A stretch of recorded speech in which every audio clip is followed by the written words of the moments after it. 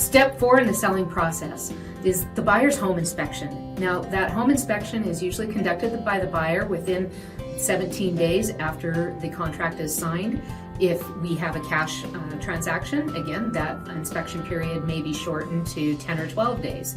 That inspection period is a chance for the buyer to be able to come in with their home inspector. Maybe they'll have a roof inspector or a special plumbing inspector, and they will get to have a chance to be in the home, fall in love with it all over again. Maybe they'll be looking at what kind of furniture we might want to place here or there, or what rooms we're going to paint the kids' rooms. For that specific reason, we want the seller to be gone.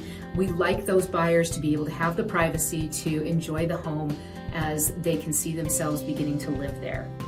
So that home inspection will take about 2 to 4 hours, and we will have arranged that in advance with you at your convenience, but do plan to be gone for about 2 to 4 hours.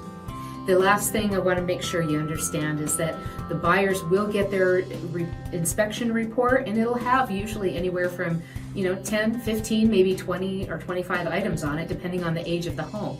There is no perfect home. Even new homes have issues. The contract reads that the home is sold as is.